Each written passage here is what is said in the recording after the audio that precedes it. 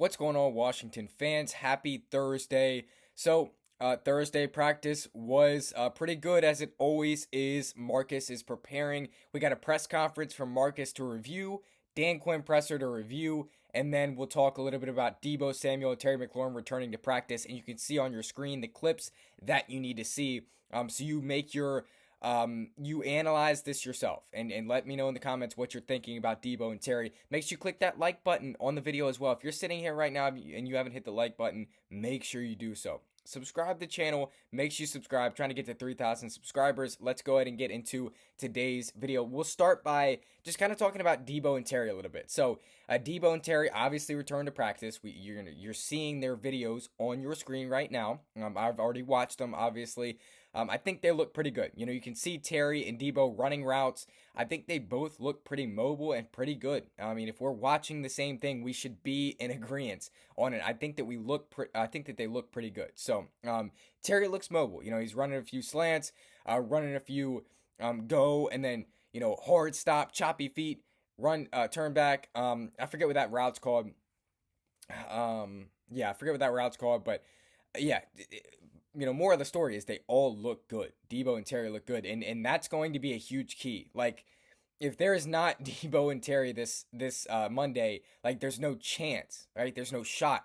I think with Marcus, Deebo, and Terry, though, there's at least a chance, right? But if you don't have those guys, you're cooked. So glad to see those guys back at practice, and I think they can make a big difference in just the practice and just the energy that they bring. So good to have those guys back. Hopefully they both go on Monday night, but I don't know. I mean, I've heard a lot of negative talk about Terry McLaurin from people from the media and not from the media. So I don't really know, but I think that we're trying to push these guys out there. We're trying to push these guys out there and get them going. So, man, I would love to see both of them play on Monday night. But, if you feel like and Dan Quinn would never say this, obviously, but if he feels like we have no shot, even with those two guys, just rest them for Sunday night because, we're going to get to what Quinn said about Jaden.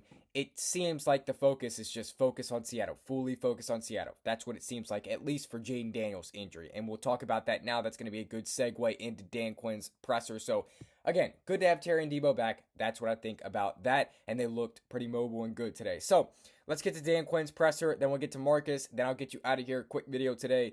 So, Quinn said they wanted to rule out quarterback Jaden Daniels so he could focus solely on rehab/treatment. Quinn reiterated it was not a significant long-term injury. Quote, all of the week will be focused on rehab in hopes of playing the following week, unquote. So, it seems like Jaden's going to be full go for week 9 versus the Seahawks. And, back to what I was saying earlier, like, it seems like the team has full focus on Sunday Night Football. I think they're trying to get to Monday or Sunday Night Football week 9. I think that's their focus because you have to win that game, right? You can go 3-5. You just can't go 3-6, right? You just can't go 3-6. You have to win that game. You can be 4-5, right? If you beat the Seahawks, and this is going to be a very hard game, and I don't trust our defense who's covering Jackson Smith and Jigba, but you'd be 4-5. You won that game, and you could go on a streak, right? Even if you lose the Lions, you're 4-6. I believe week 11's the Dolphins, 5-6, and then it's just basically divisional games. Vikings are there, Broncos are there. Like, those are all winnable games, even with this terrible defense, because 5 will be back by then, and we'll probably have Noah Brown back by then, because 4 weeks is the minimum, right? You just have to wait 4 weeks, and he could be back. So it's not a season-ending injury for Noah. However, he has been a liability on this football team, and he's not returning to the team next year. So, yeah, that's what Quinn said about Jaden. They're just solely focusing on next week, and they wanted to rule him out early, so Marcus could get that starter mentality on, and then in his brain, and then also to get Jaden fully rehab and recovered, and kind of treat this just like an off week, right? So Dan Quinn was asked if we'll see any changes defensively. He said, quote, I think what you'll see is improved play, unquote. Listen, I don't know how many times Joe Witt Jr. said this to us in press conferences, right? Joe Witt Jr. said, we'll clean this up. We are going to clean this up. He said, we will get better, and they just haven't got better. The defense has gotten worse and worse each week. right? So I don't know. I have to see it, right? It's like the Terry injury. I have to see it before I believe it. I have to see Terry play before I believe that he's returning this week. I have to see this defense improve before I believe that the defense is going to improve. So Dan Quinn saying that they will have improved play, I'm not going to take all that seriously. But we'll see if Dan Quinn is lying or not, right? Because we'll see that versus the Chiefs. And it's a very, very tough matchup. It's a very probably bad week to say that is this Chiefs offense has just been thriving and they finally got Rashee Rice back. They're just hitting all the marks. So that was a little bit of Dan Quinn's presser. Jaden Daniels is out this week, right? We know that. Dan Quinn confirmed that. Here's a little more info to Daniels' injury. The Commanders knew the injury wasn't going to be a long-term thing, but not quick enough that he would be able to play against the Chiefs. Recovery will be Daniels' focus this week. So as I told you, the main focus of this week will be recovery from Jaden Daniels. And yeah, it just wasn't enough time. And it's not a long-term injury. He will be back at some point this season. Hopefully he takes a good week off, gets recovered, is good to go for week 9. Week 9 is an absolute must-win game. I know we've been saying must-win game for a long time, but Seattle is a must-win game. If you don't win that game, there's no, how can we save this season? There's no, how can we fix this season? It's all over if we lose to Seattle. So, need Jaden back for that one. So, that's the estimated return for Daniels is week 9. So, Dan Quinn also talked about, and this is a quote, by the way, this is a quote from Dan Quinn.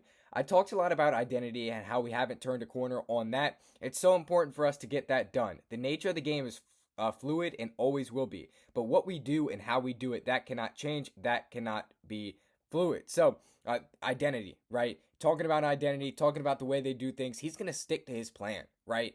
And he's not going to change what they're going to do. He said, obviously, fluid. The nature of the game is fluid. So, listen, I have trust in Dan Quinn. I have trust in his plan. But we need to see something change, especially on the defensive side of the ball. And a lot of people have questions about injuries. You know, the return to play protocol for injuries that Dan Quinn sets up. Like, we just don't know the practice that the practices that Dan Quinn holds over the summer, right? They're under an hour a lot of times with no pads a lot of times. Whereas you see teams like the Steelers practice with pads like 3 days in a row.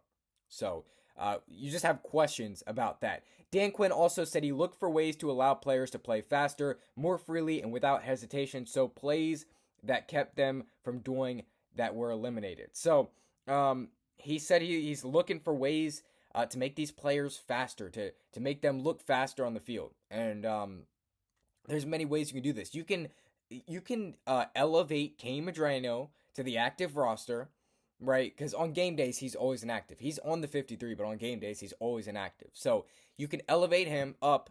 That puts speed on the field. Jordan McGee, you put him on the field more, that puts speed on the field, right? There's Percy Butler, that puts speed on the field. So there's multiple ways you can put speed on the field. All right, let's finish out with Marcus Mariota's press conference, and I do love a lot of the things he said here. So yeah, let's give you a little bit of what Marcus said today in his press conference. Obviously, the starting quarterback talks after practice, a lot of days of the practices. So, energy is higher, said a reporter for the Washington Commanders. I don't recognize, the big dogs weren't in there of the reporters, so I didn't recognize the guy's voice, but he said, seems like the energy is higher, seems like the practice is going better than normal. So, that is a very good sign. That's a very good sign that the energy is higher in the building. So, first and foremost, Marcus basically talked about it's the NFL, right? You go through these valleys. And Marcus said that, like, this is what happens in the NFL, right? You're not going to escape this. You're not just going to be flawless and perfect all the time. And he said you go through these valleys. He's been with a lot of teams, so he would know. Marcus said he loves playing in Kansas City. Said he has a lot of family down there, loves playing in Kansas City. He seems all positive and happy about this game, which is really interesting. He said they have to communicate to win this game. He said they have to be better in communication because the play there is so loud, right? Kansas City is so loud, they have to communicate, he said. And so that's definitely a key. You have to communicate. You have to get the plays to your offense, and it's going to be loud. Like, you're not going to be able to hear a lot. So I definitely think communication is a big key this weekend. That'll be in the keys to victory for tomorrow's live stream at 4:05, I believe, previewing the Commanders and Chiefs game. So make sure you join me for that, by the way. So he said he loves the atmosphere in Kansas City. He said he loves being on the road. He talked about being on the road, and he said he loves being the underdog and everybody against us against the world. He said he loves that identity, and so love to hear from Marcus. Right, he seems confident. Okay, he says they all have to be on the same page as well. He talked about how they all have to be on the same page. Again, that kind of ties into communication. Like, it's going to be so loud, you have to know what you're doing. He says right now the culture is being challenged for the Washington Commanders. I think that's an interesting way to put it. We talked about Dan Quinn's culture that he brings. It was great last year, but this year, is it so great now that you're losing? He said it's being challenged right now. I think that's an interesting way to put it. He said everybody's ready to step up. That's what Marcus said. He said everybody's ready to step up. And when adversity hits, everybody on this team will be ready to step up. And he said they are ready to step up. So, he also talked about, and this is a good point, I think, right? I think this is a very good point that Marcus brought up here. He said, we have a lot of guys that have been through this kind of slump in the NFL before, and that's a great point because you have guys like Von Miller. You have guys like Marcus himself. You have guys like Deebo, right? You have guys like even just guys that are hurt, Dietrich Wise, Austin Eckler. Like, you have so many guys that are, because we're the oldest team in the NFL, right? Preston Smith. You have guys that have been through this type of slump before, like we're having. And I think that's a very interesting point from Marcus. You have guys that have been through this before. It can talk younger players through this, and that's one benefit of having the oldest roster in the NFL is you have guys that have been here, done it before. So, Marcus lastly said, and this is not his full press conference, but I wanted to give you a little bit of what he said, the most important things. He said he prepares like he is a starter, right? So Marcus said his preparation for this week's not any different, right? He said he prepares like he's a starter every week, which is a great thing to say in front of all those guys in the media. I mean, they're going to go run with that and just, because who wouldn't? Who doesn't love that attitude, right? So great to hear. Marcus saying he prepares like a starter every week. He's ready every week, which as he should be. Great to hear that. Marcus said he feels really confident in this group. He said he feels confident in Cliff. He said he feels confident in Tavita Pritchard, quarterback's coach. And so he said he loves this staff and he feels very confident in this staff, which I think is just really, man, that's really positive words. And he's way more confident than I thought he would be. I love that he's this confident, don't get me wrong, but he's way more confident than I thought he would be. But are you going to go in there and say, I'm scared to play Kansas City? You're not. So that's going to do it for me, though. That was practice today for the Washington Commanders. Major injury updates. Again, Deebo and Terry are back practicing. Game preview tomorrow, live stream, 4:05. Join me for that. But for right now, and we might push that up. I don't know. Maybe that'll be like 2:30. Like, we'll see what my schedule is. But make sure you come through when you get that notification for a live. So that's going to do it for me. You guys have a great rest of your day. Unless any breaking news comes out, like we get Terry or Deebo's going to be out, you will not see my face unless any breaking news comes out. So that's going to do it for me. So see you guys next time. Enjoy Chargers and Vikings tonight. Please, Chargers win. We already beat the Chargers, and they're not a threat in the NFC because they aren't in the NFC. So that's going to do it for me. How's the Washington Commanders? As always, peace.